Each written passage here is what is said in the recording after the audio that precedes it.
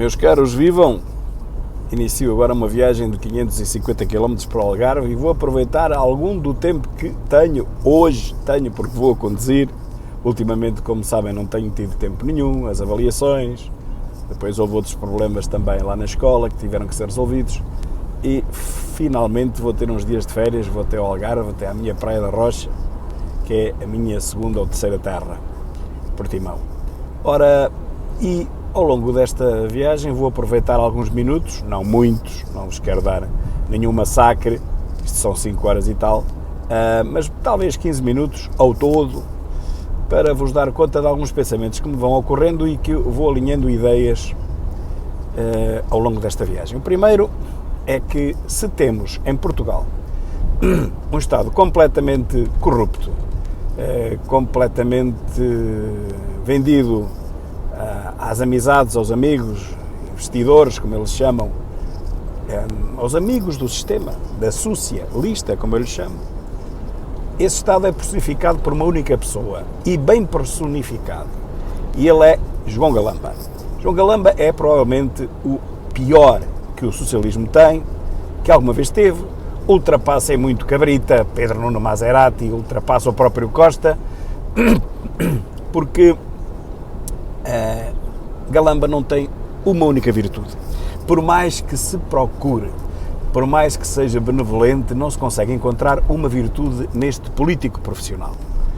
Ele começou com o lito, com aquelas negociatas daquela empresa constituída 3 dias antes de ter o alvará para explorar o lítio todo lá de cima do norte, Monte Alegre. A sua sede daquela empresa, que foi feita às 3 pancadas, era a própria junta de freguesia, portanto, escândalos sobre escândalos, uma coisa inacreditável, parece que estamos na Disneylândia. Ele começa com isso, depois salta para o hidrogénio, viu que havia ali milhões, muitos mais milhões do que no lítio, o lítio dá muito trabalho, começou a ficar um bocado mal visto, então vamos saltar para o hidrogénio, nunca mais ninguém falou do lítio, a verdade é esta. O hidrogénio também não. Entretanto, deram-lhe este tacho para substituir o seu amigo Pedro Nuno Maserati. Como digo, não encontro ninguém, nem Cabrita, nem Costa, nem o próprio Pedro Nuno Maserati, nem a Marta Temido, dentro do pior que o socialismo tem. Realmente Galamba é o topo de gama do mal, da miséria, da desgraça, da putrefação da política. E este é o primeiro pensamento. Realmente isto está cada vez pior, porque o sistema podre apodrece cada vez mais. O sistema corrupto cada vez mais corrupto fica. Portanto, não se vê melhorias nenhumas a ponto de, mas isso será um segundo pensamento, a ponto de eu ter a certeza absoluta que neste momento o próprio Presidente da República está a ponderar a hipótese de deitar esta gente toda abaixo. E eu digo mesmo que não tem outra alternativa senão esta. A seguir, o segundo pensamento. Bem, meus caros, o segundo momento era para falar de Marcelo, mas vou adiá-lo, porque acabei de ouvir agora uma entrevista que já tem sido até anunciada, ou já foi anunciada ontem, da Maria Lourdes Belém, da Maria de Belém, assim é que é, da Maria de Belém, que foi uma antiga Ministra da Saúde, e ela veio na TSF, como é que eu hei de dizer, escancarar aquilo tudo. Começa por dizer que o CEO não tem poder nenhum, porque não tem poder do dinheirinho, passa tudo pelas finanças, a saúde passa tudo pelas finanças, não se consegue substituir uma médica que fique grávida porque tem que se pedir autorização ao Ministro das Finanças. Portanto, as mínimas coisas tem que se pedir autorização, neste caso, a Medina sem R. Portanto, o Ministro da Saúde e o seu CEO, os dois juntos, não fazem um, aquilo não funciona, nunca funcionará, isto nas palavras de Maria de Belém. Como sabem, também foi candidata à presidência da República em Portugal. Ela é uma socialista que nunca foi muito alinhada, sempre foi muito crítica, assim como a Ana Calhordas. Só que a Ana Calhordas totalmente para a esquerda, totalmente de extrema esquerda, lábios pintados, Marisa, Berloque da Canhota e aqui a Maria de Belém, provavelmente ao contrário. Ela sempre defendeu as parcerias público-privadas, portanto, a saúde privada ajudando a saúde pública, que é uma coisa que toda a gente com 2 dedos de testa só pode defender. mas acontece que há muito pouca gente. Por exemplo, a última que nós tivemos lá, a morte temida, era o oposto. Preferia deixar morrer as pessoas do que mandá-las para os privados para serem tratadas, não é? Isso é um genocídio, na minha opinião, porque há pessoas que ideologicamente não lhes entra na cabeça que para se salvar uma vida tem que se recorrer a tudo, e custa o que custar. Claro que não temos dinheiro para tudo, mas há coisas para as quais nós ainda temos dinheiro, e entre deixar uma pessoa sem tratamento nenhum, anos e anos e anos, à espera que morra, e a maioria morre, ou enviá-la para um hospital privado, pagando obviamente o seu socorro, o seu tratamento, pois é evidente que é a segunda opção que tem sempre que ser tomada. Eu bem sei que há medicamentos que custam muito dinheiro, mas também sei que aqui há uns anos, para se fazer uma figura bonita, se gastou 1,2 milhão de euros num medicamento para uma criança. Fez-se bandeira política, fez-se campanha eleitoral com isso.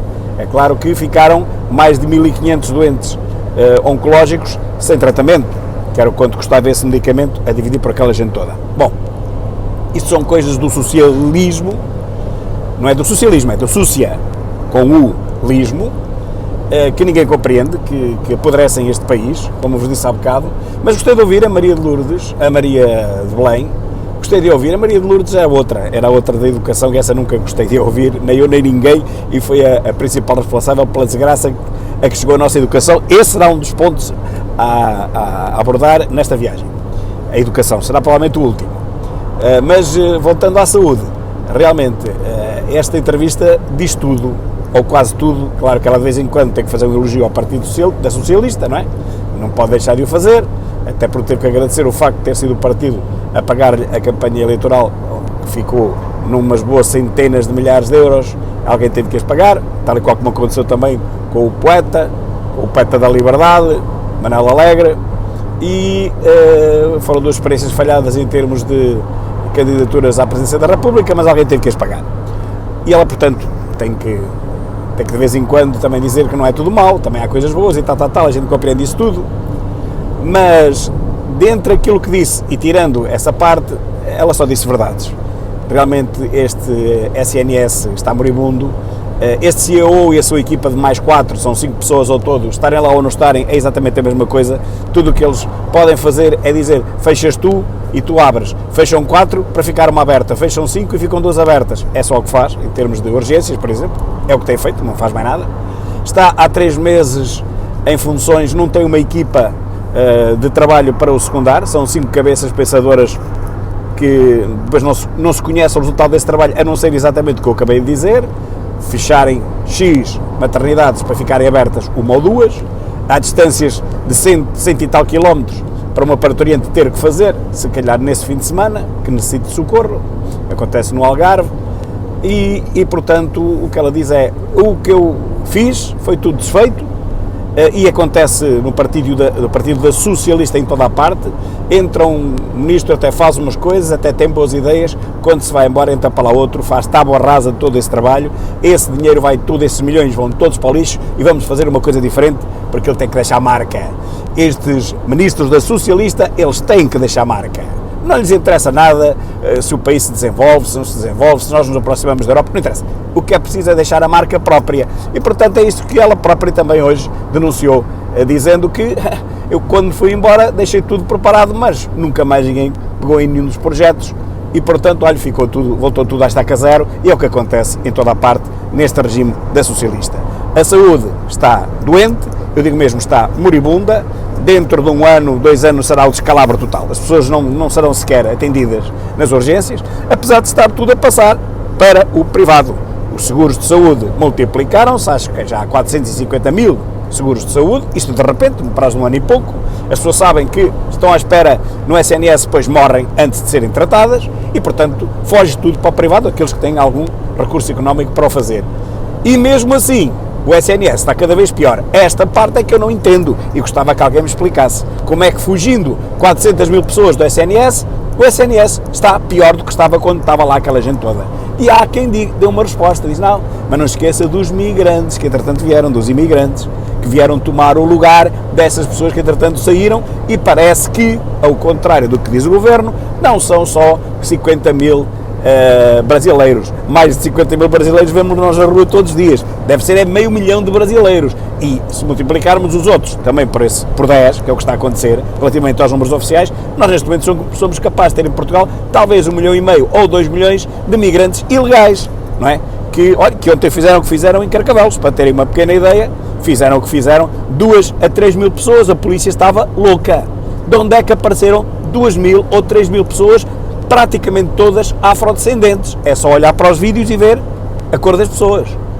2 mil a 3 mil pessoas de repente, tudo ao sopapo, tudo ao pontapé, ninguém sequer percebeu porquê. Tudo entre eles, coisas entre eles. Portanto, vejam, essa gente toda está cá. Quantos é que estarão legais? Muito poucos. Então, se calhar é por isso que o SNS, apesar de ter sido abandonado porque ainda tem alguma capacidade financeira para se tratar no privado, se calhar é por isso que ele está cada vez pior. Não será? Só que uma diferença é que essa gente que está a tomar o lugar dos outros não paga impostos. São jovens, não trabalham, não pagam impostos. São os pais deles, uns estarão legais, a maior parte estarão ilegais, também não pagam impostos, ao contrário do que diz aí a extrema-esquerda, que eles vêm para cá pagar impostos. E deixo-vos com esta, se é verdade que os migrantes vêm para cá pagar impostos e, portanto, enriquecer os cofres do Estado, então porque é que o Macron, por exemplo, teve que aumentar a idade da reforma em mais 2 anos e meio e vai aumentar ainda mais? Que ele já disse que vai aumentar mais, que os 2 anos e meio não chegam. Porquê? Ele tem lá milhões de migrantes. Se todos pagam para a Segurança Social, não havia nenhuma obrigatoriedade de aumentar a idade da reforma. Sabe porquê? É que é falso. Quando nos dizem que eles pagam impostos, é falso. Uma minoria poderá pagar, não digo que não, mas a esmagadora maioria, esqueçam. Eles não vêm cá para pagar impostos, eles vêm cá para viver à custa dos nossos impostos. Isso é que é uma verdade. Até já para o terceiro pensamento. Bem, meus caros, esta viagem está a ser inacreditável. Se há pouco a Maria de Belém Roseira, que é este o nome que entretanto me lembrou, destruiu completamente o SNS e este partido da socialista na sua forma de o gerir, de o enterrar, de o matar, de o apressar à cova, logo a seguir aparece na mesma TSF o antigo Ministro da Economia, imaginem, o Cisa Vieira, a fazer a mesma coisa relativamente a este governo e à TAP. Quer dizer, ele pertenceu ao anterior governo, não é? Foi substituído pelo novo Ministro da Economia, que é um poeta, um poeta. Cisa Vieira, que eu pensava que seria o sucessor de Costa, vem dizer as últimas sobre a TAP. Ele diz que é um caso patológico.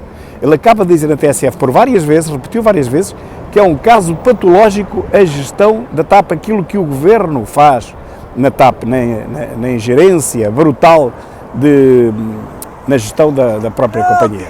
Portanto, realmente o que acontece é que temos os antigos ministros, uma mais antiga, mas este até é recente, a escavacarem completamente o governo de Costa.